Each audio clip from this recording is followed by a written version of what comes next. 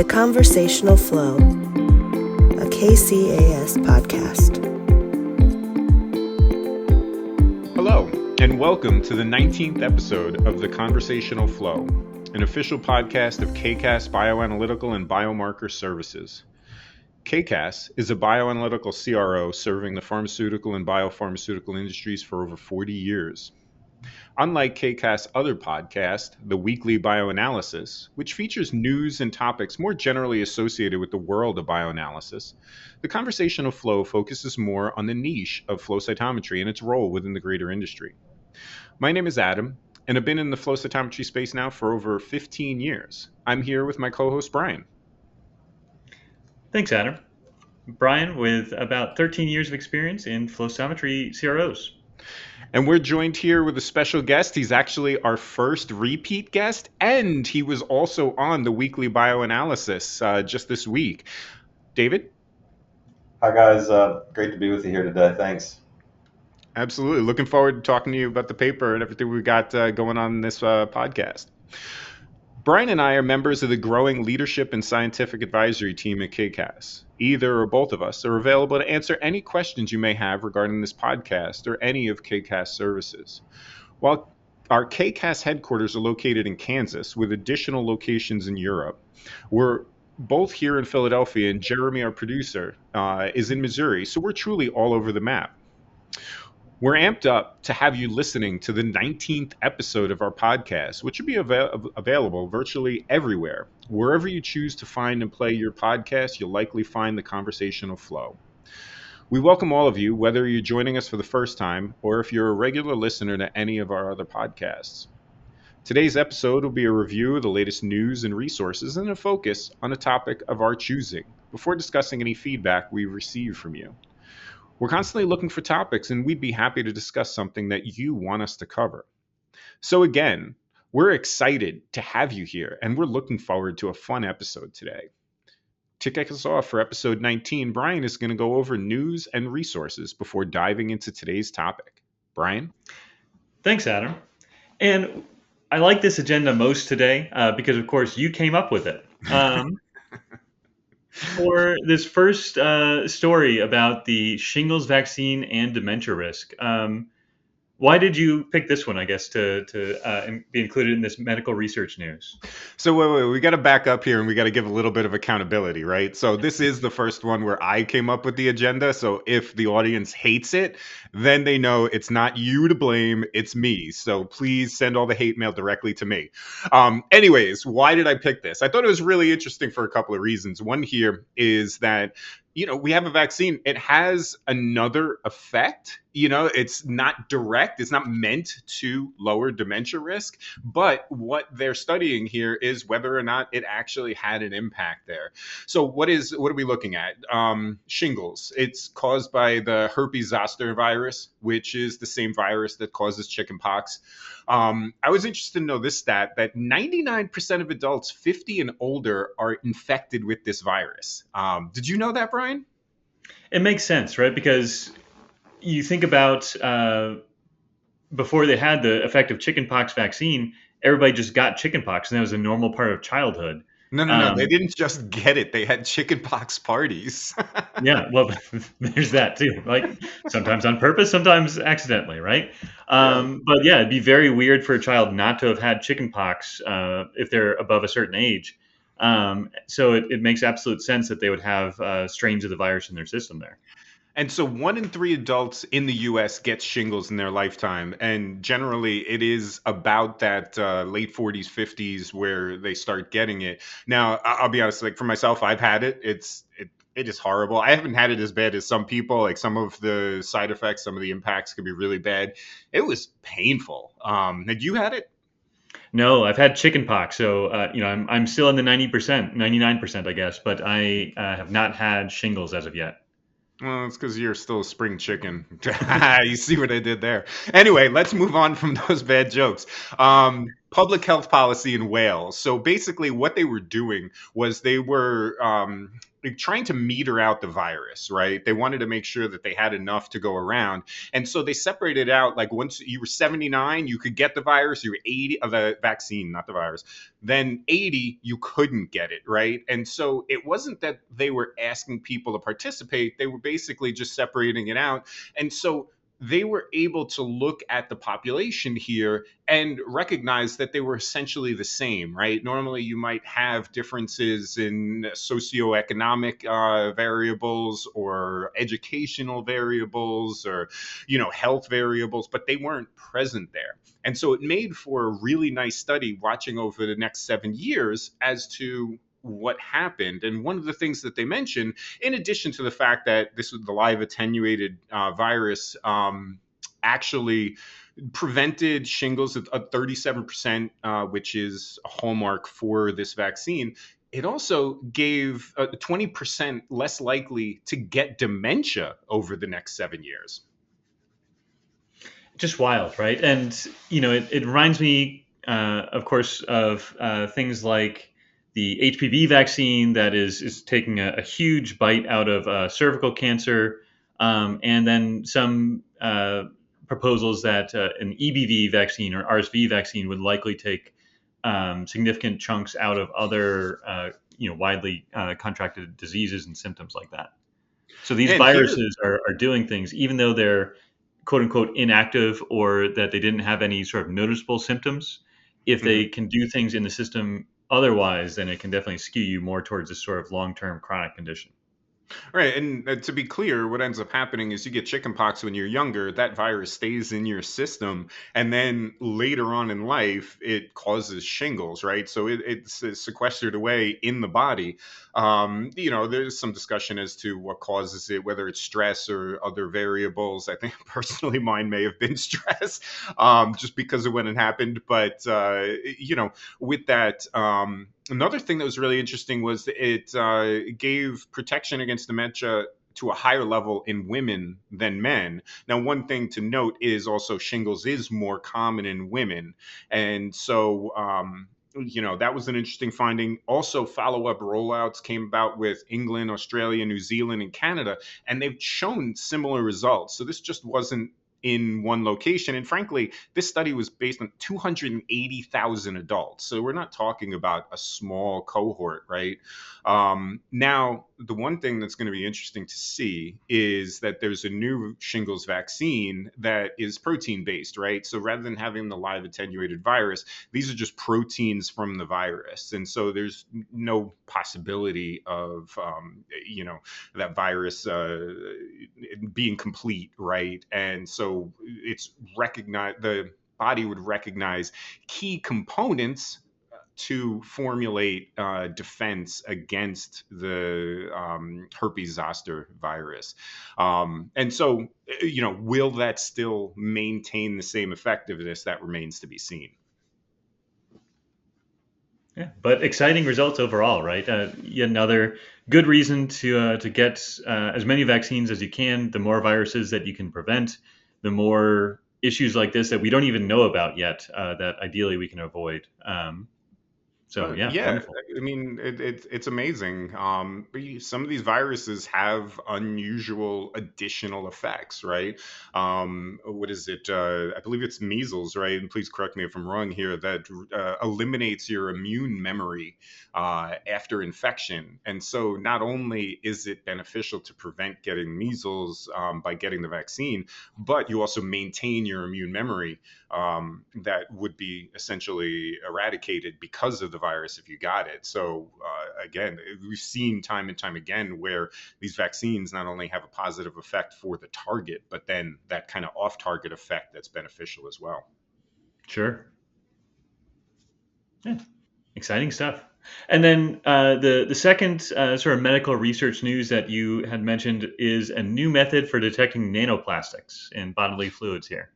This is really cool, the way that they did it. And the reason I picked this is because of being a flow cytometry nerd, right? They're using scattered light going through clear liquid, that the liquid is pushed through a glass tube, and they're shooting lasers through that liquid. Now, here it breaks apart from flow cytometry in that they use something called optofluidic force induction. And so this is from Brave Analytics, where essentially the pulse accelerates or decelerates the particles. And so that velocity change aids in the judgment of the size and the concentration. And then when you pair it with something called Raman scattering, you differentiate the frequency and can determine the composition. And so, what kind of fluids are we talking about? Tears, urine, plasma. Why is this important? Well, everybody hears in the news that nanoparticles, nanoplastics, are everywhere. They can get excreted, but there's also evidence that they maintain within the body for quite some amount of time, and they're found in food, environmental samples, and so it's useful to really understand where we're seeing this and to then further understand the impact. I mean, these things can cross both the bloodstream and bypass the blood-brain barrier. Interesting. And, a little bit like viruses, we don't really understand the full impact they can have as of yet, right? And there's hypotheses that, at low concentrations, it may not be impactful, but if they aggregate in tissues and things like that, that maybe it can lead to a larger effect. You can imagine like in the ocean where, a single floating Gatorade bottle is not that big of a deal, but if billions and billions of them aggregate, then you get things like the Great Gyre in the Pacific Ocean, where it's just a miles wide plastic sort of wasteland there. You mentioned about the one bottle, though. Have you seen the picture in the bottom, like the Mariana Trench? There's a bottle in there. Like, how does trash make it all the way there? The lowest point on the entire planet. It's kind of disgusting. It is really disgusting. These nanoplastics are like a small bottle or whatnot that have made it all the way into your tissues. And understanding where they are and how many of them are there is probably going to be an important question in the next few years. So very interesting technique. No, I guess, on whether or not they used a laser pointer or a different type of laser. Likely a little bit higher power than that, right? To power this device. I'm guessing so. Now, the cool thing is the whole test, at least the article was mentioning about testing it on intraocular lenses. So these are plastic lenses that replace the natural lenses in your eye, thinking about when you get like a cataract, something like that. And so what they wanted to see were if there are ways that these plastic lenses release nanoplastics. And so that's kind of one of the testing grounds for this here. Nice. All right. Yeah, excellent paper. And then to switch from medical research into investment news, the first one we picked out was the big pharma starting the year off with fewer really big billion-dollar plus deals. Now, I will say this, I feel like is more of your domain than mine. Not that like I'm interested in investments and, all that kind of stuff. But I know you've got your finger on the pulse of large pharma and big pharma, excuse me. What I saw with this is really just a continuation of the market instability that we had. I was specifically mentioning that last half of 2024, we saw only $4 billion deals. And it's the first time in the last 7 years and not seeing any 5 billion plus deals. Mentioned about the first half of 2025, only seeing 2 $1 billion plus deals, which was a lot lower than this time last year. But they did say it's not that terribly not super below the average of the start of the last 5 years. Really what it's just showing is that companies are kind of skittish right now. And so they're hoarding their cash, likely eyeing deals maybe down the road once they're comfortable. This is similar to the way everybody's in the market right now. Everyone's kind of wanting to be on the sidelines because they don't want to lose their shirt because of the way the market's been. What are your thoughts, Brian? I think I'm sure there's definitely an element of that, right? Like I think anybody that's watching the markets and regulations is trying to understand where they can go that will be the safest in the long term. Because with any type of acquisition of that scale, you're expecting a multi-year integration process, and Yeah. probably wouldn't start seeing revenues from it for quite some time. So you need a relatively stable environment to have that investment pay off. But I think alongside that very apparent trend, I'm wondering how much more either licensing or small company acquisition is going on, so that before the companies even get to the stage where it would be multi-billion-dollar deals, that they're picking them up at cheaper prices earlier, or picking up companies out of China or other sort of lower cost areas, where some of the discovery work and even some of the preclinical work can be done at a fraction of the cost that it has been traditionally. You see, this is where we work so well together, because my next bullet point was that there have been 12 deals in 2025, and they range from $14.6 billion, which was intracellular by J&J, to $83 million, the smallest one. And so of those 12, the vast majority of them were oncology based, and only one was immune related, which is a significant drop. I mean, we talked about on one of our podcasts a few months ago that the industry was moving, not necessarily away from oncology, but definitely moving towards immune type acquisitions. And so, what are your thoughts there? Yeah. Is there a specific reason away from immune? I don't think so. I think probably that it was a hot area for a long time, so a lot of the really clear targets got snapped up pretty quickly, Mm-hmm. and there just may not be quite as robust of a pipeline. Like in oncology, there are just all sorts of targets that you could go after in terms of company acquisitions. Whereas in autoimmune, there just may not have been as many in the pipeline there, sort of ready to get purchased. Mm-hmm. So I don't see a specific reason why the industry would be switching away from autoimmune. I think that, given the statements of the current administration, that will likely continue to be a focus and an interest of a large number of people and a lot of investment. Now, interestingly, though, to your point, they did posit at the end of the article that depending on how things play out with big pharma, small biotechs may be using mergers and acquisition later in the year to relieve funding challenges. And so I would imagine if the market continues, people are hoarding cash, not necessarily doing that. There may be a mechanism there for these smaller companies to continue to persist. I agree. I think there will be likely a lot of licensing deals. There's been a lot of talk, especially last year, about the patent cliff. So quite a few large pharma are on the end of their exclusivity timeline. So they need to replenish their pipelines with new drugs and new opportunities to show investors what's going to be powering their profit engines for the next few years. Mm-hmm. So there's a need in the industry to make these deals from a commercial standpoint, and a lot of players that are anticipating that. Hopefully, they've got the cash runway to negotiate well, because of course, if they're nearing the end of their cash runway, it sort of restricts their negotiating position a bit. Yeah. They may be more of a fire sale situation, but yeah, I think I am anticipating the deal making environment to increase throughout the end of this year. Now, speaking of increase, we're going to kick over to the next item, which is age. So,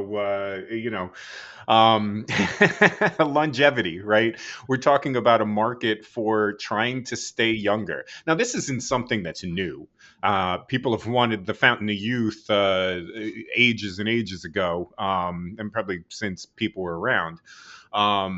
But one of the stats that was kind of sobering was that by 2050, 20% of the world will be over 60.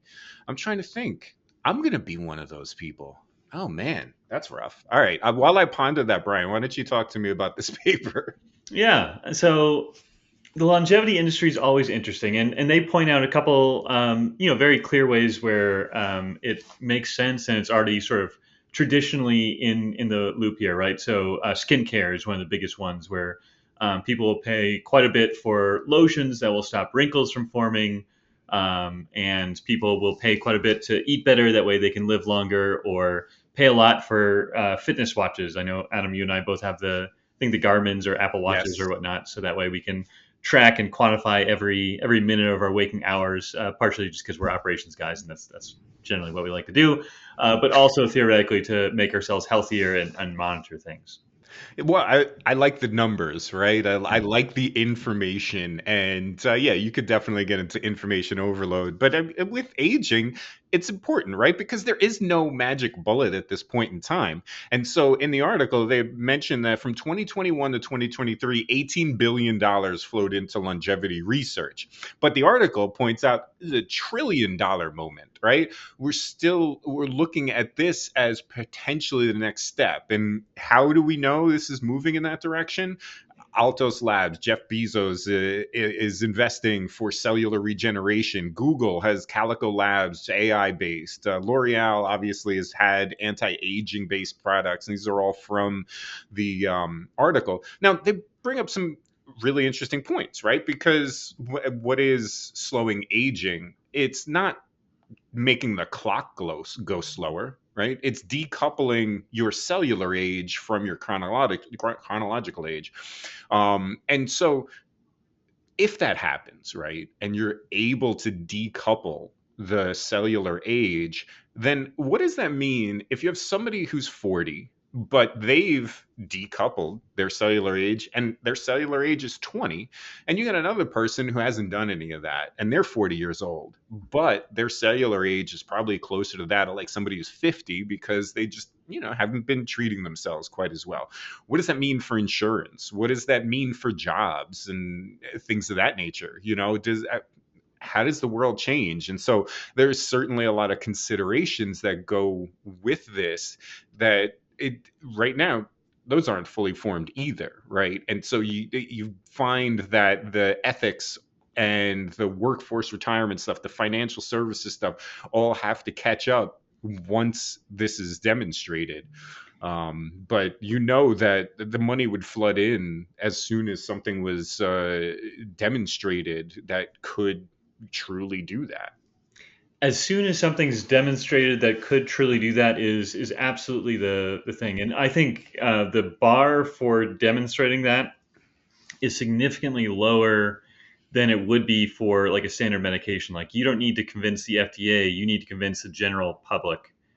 And I just don't think that they have the reviewers to say like, yes, that data makes sense, or no, it doesn't. Like, you see a lot of things now advertised as, oh, this will definitely help you live longer, even though there's no real evidence to back that up.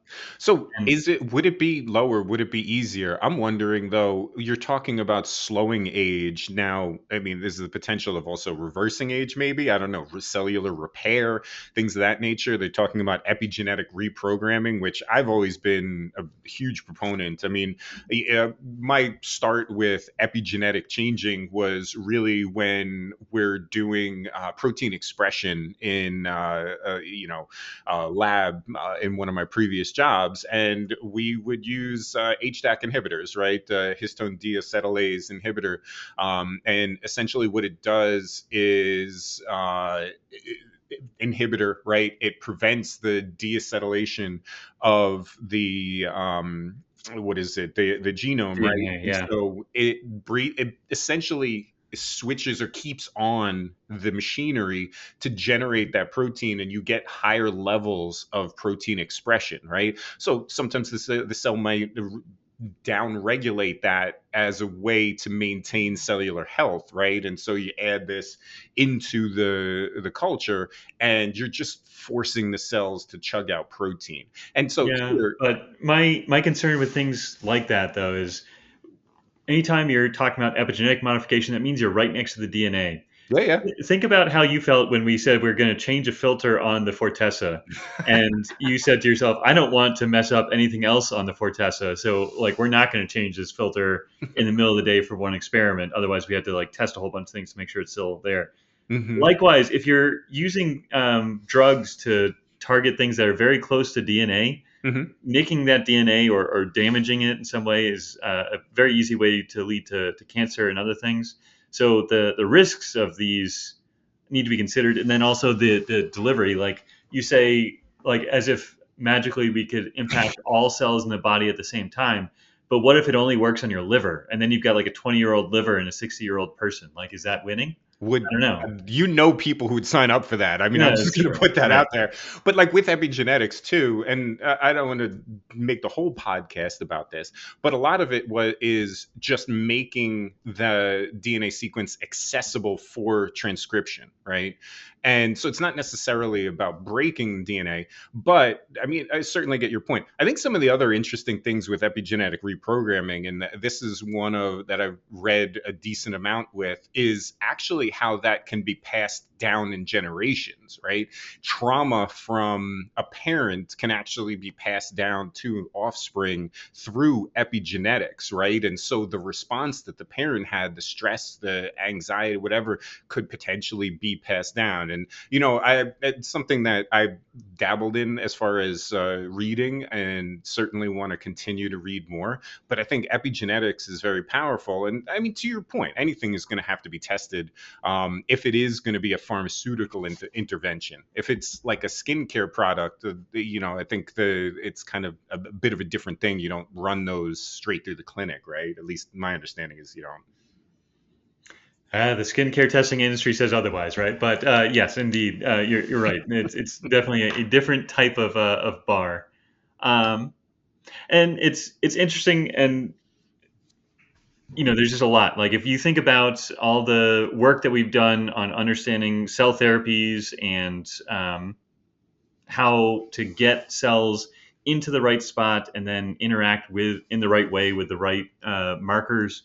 Mm-hmm. And then you think that we're going to do that with people at large with all their various infirmities or other drug regimens and things like that.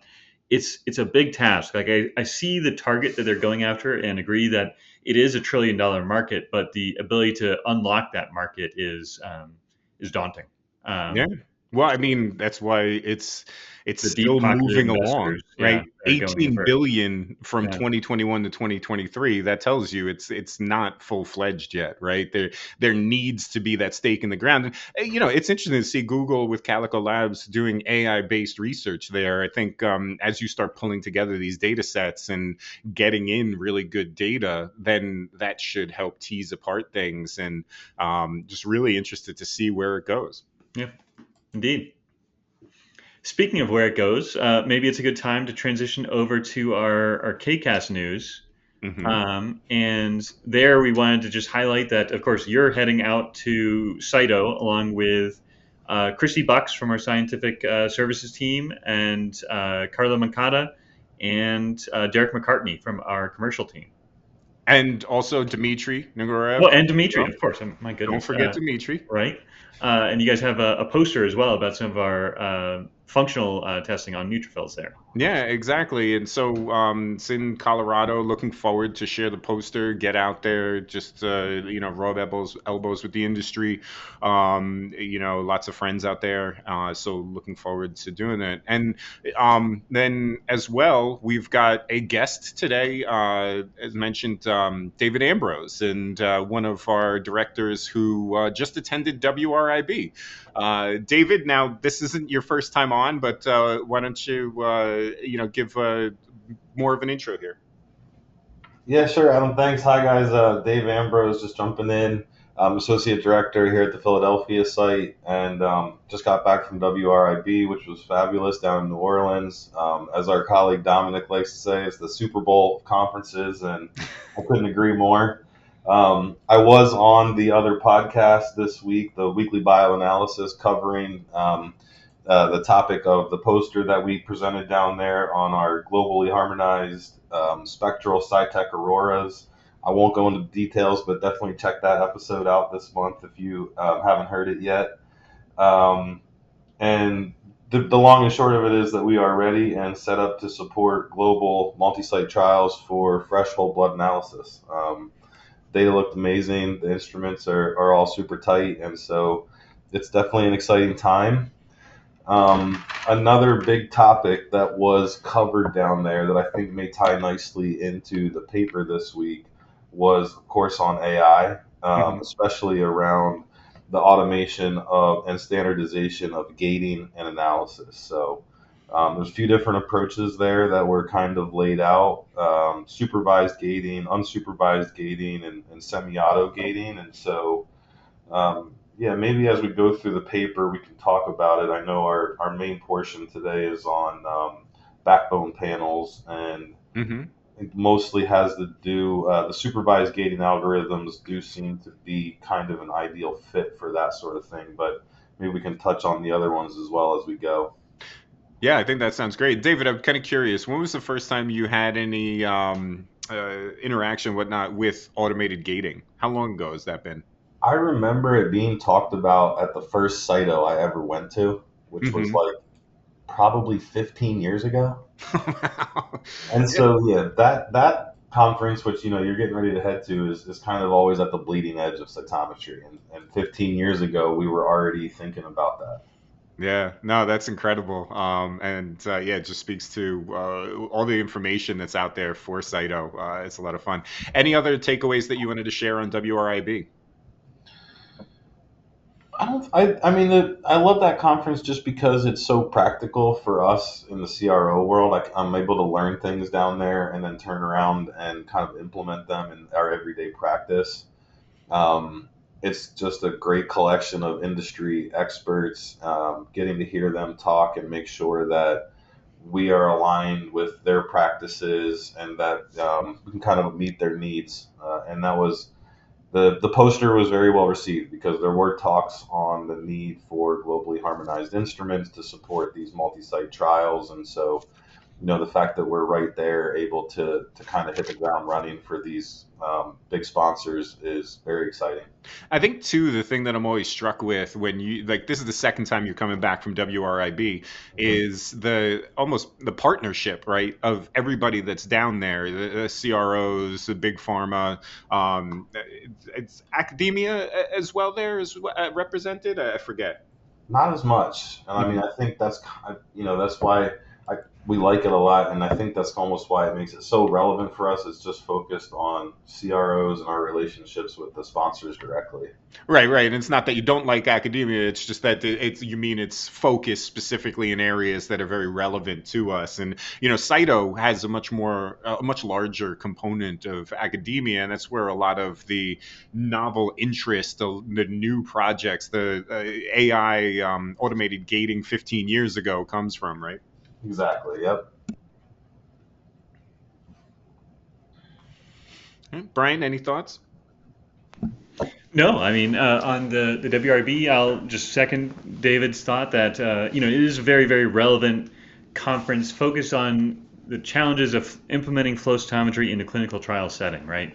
In academia, you can be sort of right next to your mouse or your subject. That way you can get data rapidly. And in the hospital, the patients can be drawn and somebody has to just walk the blood sample to your lab and that's it. So clinical trials are one of those few places where we really need to have extended stability for some of these really precise tests. So that's just an example of one way that the clinical trial testing area is different, and we really need a opportunity like WRIB to make sure that everybody's doing the same thing, especially in areas like flow cytometry where there is a lot of customization and fewer enforced regulatory standards, I guess, throughout the industry there.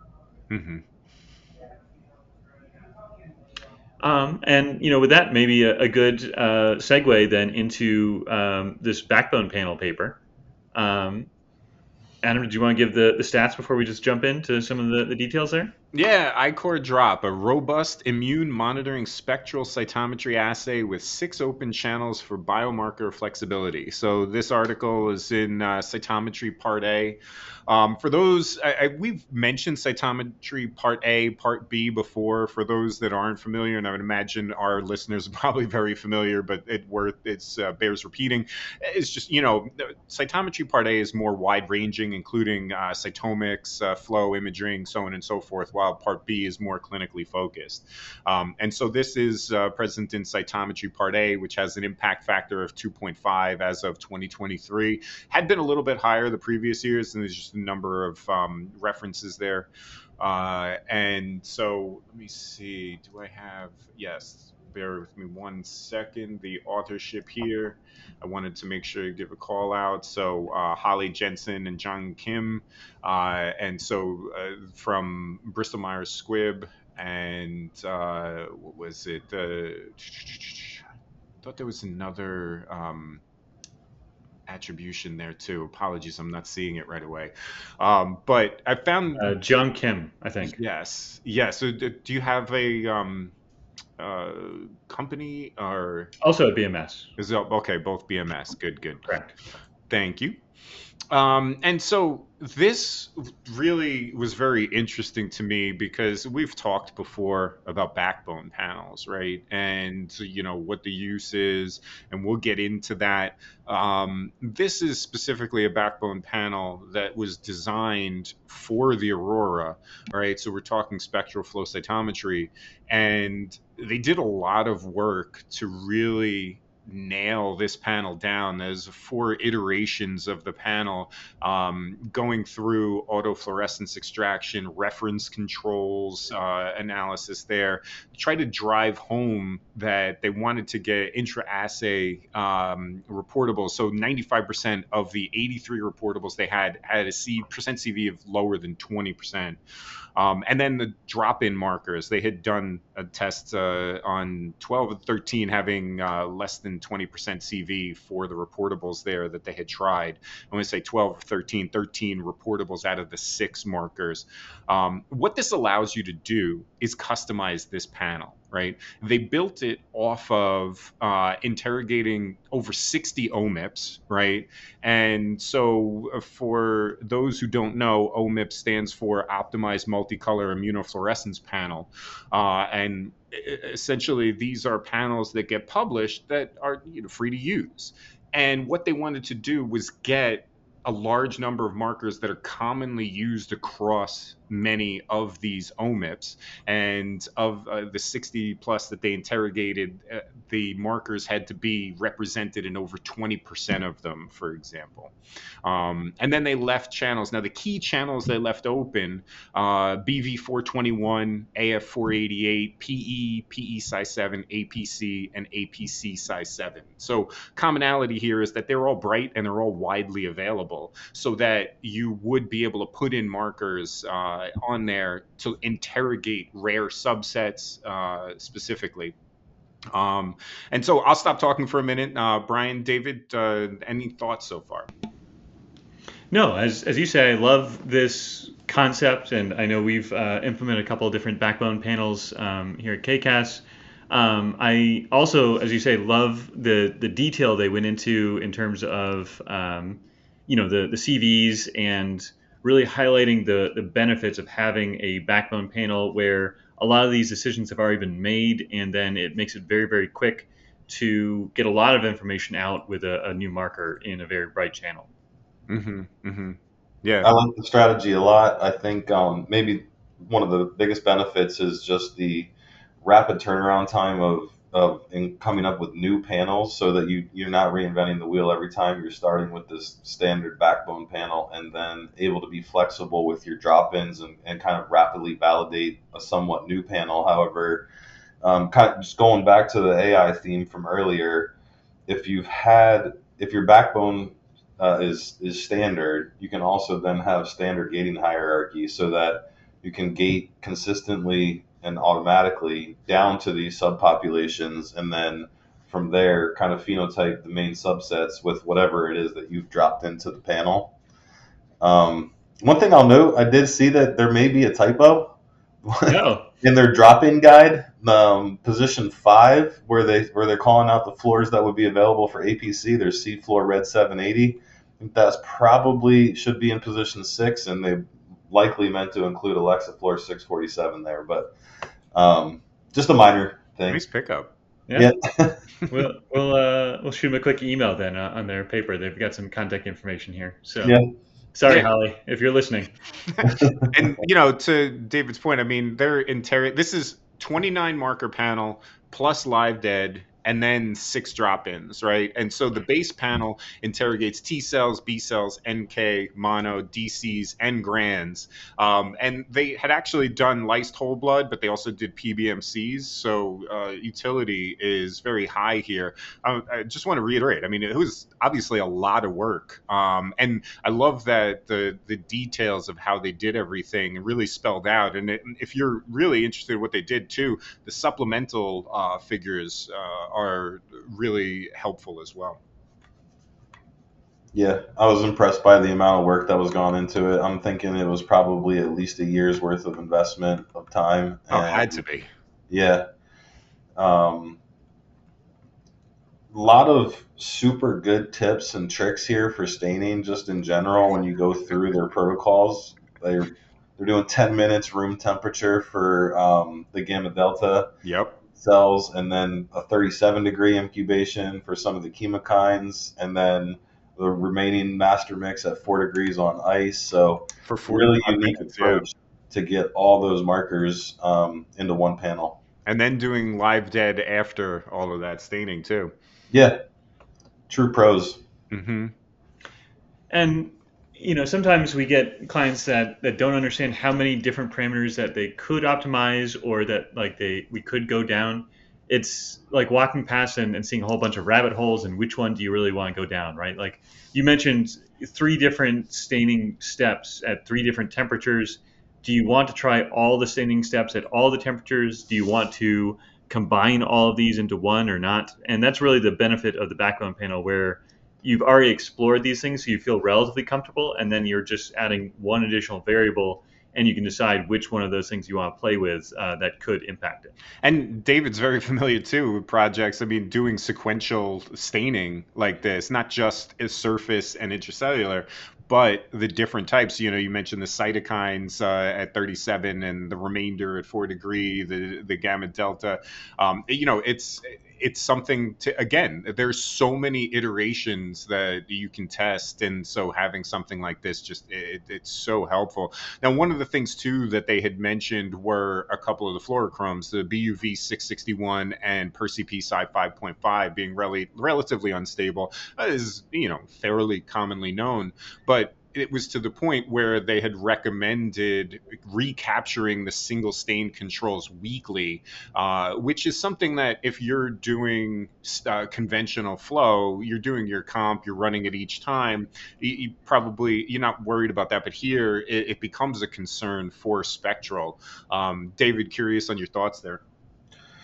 Yeah, I mean, I think I suggested to a few folks down at WRIB that this could be a great topic for future years, because I don't think that there's great consensus on how to incorporate this into the clinical flow world. So, when you're developing a panel, the fun part is doing the development work. So you don't necessarily care how often you have to record these reference controls. However, if you're going to maintain a study for several years, operationally, it just becomes much more challenging. And so kind of trying to get an understanding and some consensus across the industry about how we want to go about that. Would we just avoid those floors? Do we want to maintain them over this amount of time? I think it's a really interesting topic for future discussions. Yeah, absolutely. Brian, your thoughts?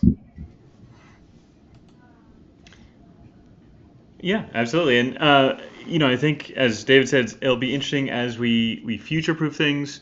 We constantly get manufacturers making new dyes, so figuring out how they can sort of add on or also sort of be additional drop-ins. So maybe you design it for 6, and then all of a sudden you realize now you've got an 8 or 10 drop-in channels as well. But I guess with backbone panels, I always worry about dropping in too many things, right? Like you've got a standard platform to start with, and then you say, all right, I want to put all 6 things in. Now you've got something that you may need to, potentially significantly re-optimize. And then if you go somewhere above 6, I don't know exactly how many we'd feel comfortable with, then basically you're starting from scratch almost. Well, and I think they also touched on this, the difference between beads versus cell spectral profiles, as far as profile stabilities, appeared to be more fluorophore dependent than it did marker dependent. I thought that was really interesting because we've always had these discussions about reference controls there, and I know what you're talking about is more of like how the data comes out, right? But again, here we've got the same fluorophores used for those drop-ins. It's just a matter of swapping out those markers. And they did show the utility on two different types of add-in panels, right? I believe one was a T cell, another one was, I believe, it was more dendritic cell. And so, again, yeah, I think it's amazing what you could really get out of something like this. Yeah. In terms of AI, the reason I sort of tie backbones and validated panels together with AI is the thought that, you can basically train an AI agent to be very good at this type of thing, whereas sort of the more custom panels or the more different things an AI has to learn, the harder and harder it is to train it. So if you're only training it on a few variables at a time, it should be sort of much more proficient, much more trustworthy at that over time. And I refer to AI here probably in the machine learning variant of that. Yeah, I'll reiterate that again. And the backbone to your point, the supervised gating algorithms are very, very good at being trained on like pre-labeled data that they can learn from. And there's a couple softwares, I think Flow Density and Cytobank are a couple of the big ones. Then the unsupervised gating is more for exploratory, but the third category is kind of maybe where we're heading, is the semi-auto gating that combines the two. Yeah. So kind of balancing the auto gating then with a little bit of expert oversight, and it kind of hits right in that clinical setting. And I think the one maybe fair criticism that a lot of molecular scientists will have for flow is the subjectivity in the analysis. And so if you can start to reduce this kind of inter-operator variability in analysis using AI, the benefits could be massive. Now, Brian, did you say, like, I just want to make sure that it's more difficult to train it with the harder sets of data? I just want to make sure I got that right. Sorry, I just had to, like, I think that it really goes along with even training people, right? We got the more difficult schemes or whatnot, it's going to be more difficult to train them in analysis. Apologies, it's Thursday, and I was about to say, sometimes, Adam, you need the John Madden approach. If you want to win the football game, you got to score points, right? You got to score points. Not only that, you got to score more points than the other guy. That's it. Like, if you really want to win, if you want to just win a little bit, just score some points, right? But yeah, I mean, frankly, and that's why we're evaluating automated gating currently, right? We want to see what it can handle. Some of the things that we deal with are incredibly complex, and other things are easier. How much of that primary analysis can you actually use AI for? And then have a person do the tech QC just to make sure it didn't miss anything, versus do the larger panels still need to be done by a human? And I mean, at some point in time, we have to have an AI component. We've talked about this before, no surprise, but I mean, the data sets keep getting bigger and bigger. It's going to take forever to turn around that analysis if you don't have some sort of assist there. That's it. At some point, a human can only do so many things. I always remember trying to adjust something on a sort of an in-depth T-reg panel, and you adjust like one tiny thing on an upstream gate, and it messes with the next like 20 gates that you had gotten just right a second before. So then you've got to go back and regate all the other parameters that you had just perfect. And at some point, that's just very exhausting and very difficult for a human to consider. But for a machine, it can look at all the parameters at the same time and really make those updates very easy. Now, circling back to the paper, I did want to get your thoughts, David. You may have noticed they had removed a few things for the final iteration. One marker, specifically PD1, right? We get requests for PD1 all the time. And then a couple of fluorophores, Pacific Orange, which really isn't like we don't typically use that a whole ton, and then BB515.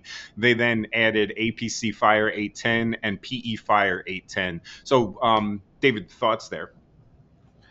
Yeah, I think the PD1 removal was basically around the fact that they weren't able to resolve it with all the other markers and fluor combinations. Yeah. And so without being able to kind of get a clear understanding of that signal, they pulled it out.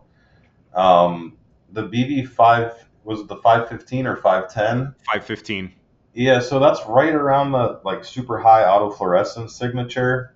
And so you almost can't distinguish a true positive from autofluorescent background. So I think that really small portion of the spectra is generally avoided currently using spectral cytometry. Mm-hmm. But those Fire 810 reagents are kind of a unique signature to get a little bit more information out of that near IR end of the spectrum. And so I think we'll probably start to see people use those more and more. And you mentioned the autofluorescence extraction. We didn't touch on that too much here, but that was definitely a confounding fact. They did a lot of work on trying to isolate what sort of extraction to use to most appropriately analyze the data here. Yeah, I think they did 10 distinct autofluorescent unmixing conditions, Mm-hmm. and eventually landed on a lymphocyte gate and like kind of a granulocyte monocyte combinatorial gate to optimize these autofluorescence subtractions. Yeah, the monocyte neutrophil autofluorescence signature, and then in addition to the lymphocyte background. Yeah. Again, that was another like super deep dive that they did and spent a lot of time investing in optimizing that piece of it. And that I think if you're going to be in this number of markers and number of color range, that those kinds of things could potentially make the difference between a very high performance panel and something that's kind of more average. And so with this paper, tell me something that you take away from this that you'd like to investigate further. I'm wondering if there's a way. So, I mean, the subsets that they looked at, pretty common. Mm-hmm. And even the phenotyping combinations that they've used to define these subsets are also pretty common. Mm-hmm.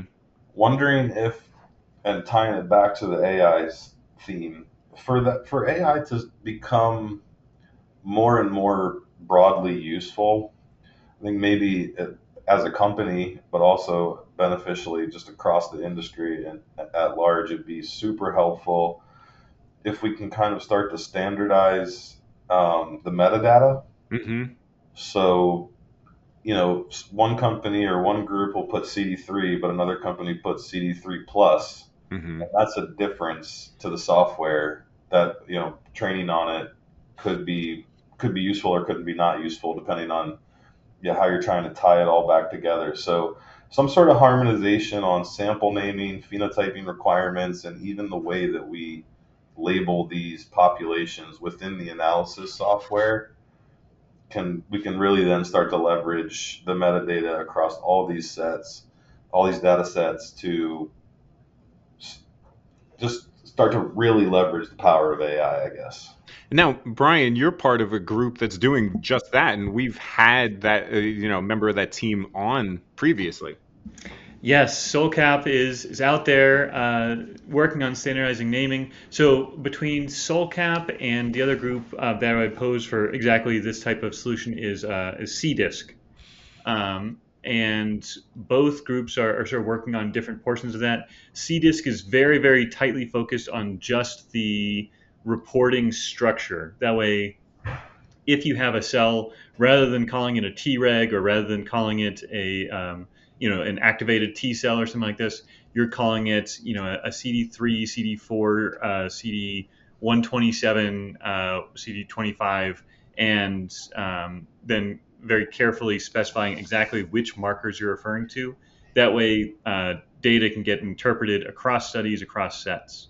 And SolCap is looking to really expand on that and incorporate that naming structure with an automated gating parameter as well.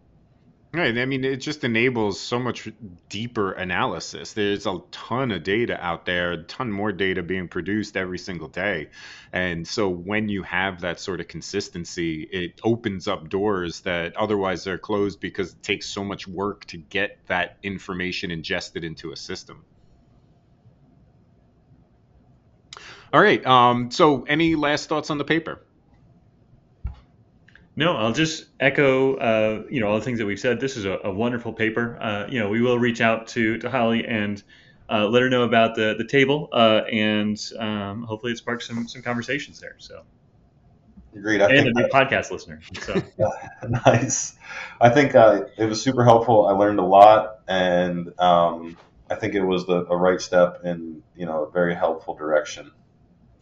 Yeah, and I was really impressed not only with the amount of work, but the way they wrote it up, right? I think the readability is very high, and they clearly define the steps that they went through and providing the screenshots, the tools that they used. I think as you're getting into flow cytometry, it's really important to be able to see what others are doing and understand, especially for a paper that's this high quality, and to be able to recapitulate, to get to what David you were talking about in standardization, and so very very impressed there.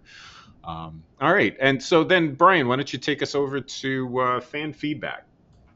yeah. So for feedback on this episode, we would like our listeners to tell us and comment anywhere that you listen to the podcast, ideally on the KCAST LinkedIn page.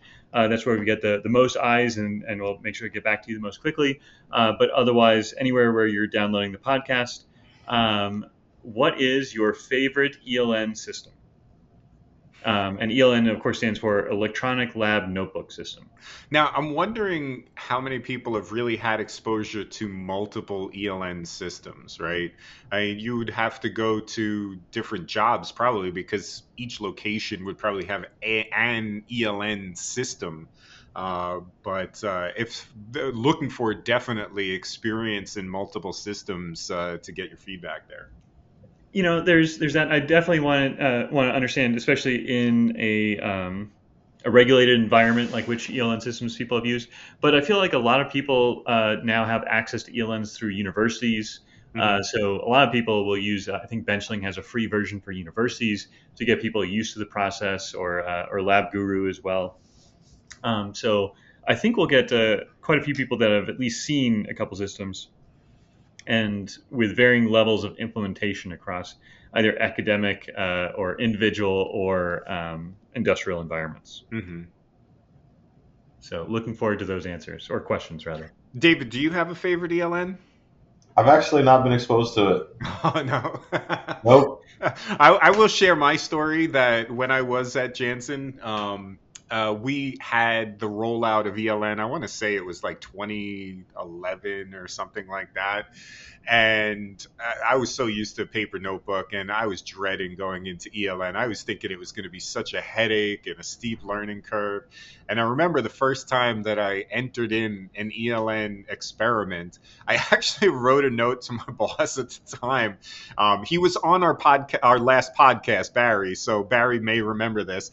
But I said, dude, I am forever changed. I absolutely love this. It was so easy. I just basically had to take my Word file, put it into the ELN, take the data, throw it in. I was like, there's no glue, there's no lines and initials and dates. And the only thing I missed was, like, for SDS Page, when you get those little potato chips that they basically, dehydrate, and you just put those in the notebook. I miss doing stupid stuff like that. Anyways, that's my experience there. I left everybody speechless. We're very concerned at this point, but that's fine. Maybe we can move over to the banter section. Always a good one as well. And I am a little bit concerned after the ELN question, but Adam, where would you like to go on a road trip? This is one, like, typically for vacation, I've always been a beach person, but I've been on road trips. Like, my sister took me on a cool road trip. Now, I'm not a country music fan per se, but she took me, like, going to see country concerts and going to minor league baseball games. And so that was really cool. Recently, I was looking up road trips, and this is kind of where it came from. And so saw, like, going on a road trip on the Maine coast or out in Oregon. I don't know. But anyways, I would love to, like, rent a really cool car and then just drive along the coast and just see how beautiful it is. So, and cool cars like a convertible or like an RV? Like, what are we talking here? Yeah. I got a thing for, like, a convertible, a Hellcat or something like that. Yeah, but something that'd be a whole lot of fun to drive. Okay. How about you? Yeah, coastal road trips are always awesome, but I feel like driving up a mountain would be a good one. So I've always wanted to go on a trip through Colorado. Driving through Alaska is always great because they've got some big mountain ranges. So I feel like Colorado would be a good inland version of that. Colorado's gorgeous, man. I used to go backpacking when I was a teenager there, and that is definitely a go. Just I don't know. You want to make sure you get a car that has enough muscle to be able to handle those mountains. So you're saying this Cyto trip will be a little bit longer? It may. I might not come back. Who knows? David, what about yourself? So I did. I love the coastal trip and the mountain trip as well. When I was 12, 13 years old, family did the cross-country trip all the way to the West Coast from the East Coast. And I think I need to repeat that in my adult life now, when hitting up as many of the national parks as possible on the way. That sounds fun. Yeah, it was great. But I was too young to appreciate it, I think. So I do want to get that one in again before. How long would a trip like that take? I think we did it over about 4.5 weeks. Really? You can obviously do it quicker, but yeah, we had a lot of stops, maybe only like 4 to 8 hours of driving per day, depending on what was kind of in between us and the next spot. That sounds amazing. I got to be honest. It was great. It was great. Nice. Well, Brian, you know what's coming up next episode? We got episode number 20. All right. 20. After that, our podcast can drink. Wait, I don't know if that works that way. But we don't really, we have wild cards. So giving ourselves the flexibility to have a little bit of fun with this milestone podcast. Okay. Excellent. No, I'll be looking forward to it. And, of course, looking forward to hearing back from our fans on this podcast. Hearing back from, I guess we'll definitely hear about Cyto in that next one, right? Yeah, well, no. I guess number 21, right? Because I guess Cyto's at the end of May. Our drinking podcast. There we go. Excellent. Well, thank you, everybody, for listening. Thank you, David, for joining us. As always, a pleasure having you on. Looking forward to having you on more times in the future. Really appreciate it. Thank you, guys. It was great.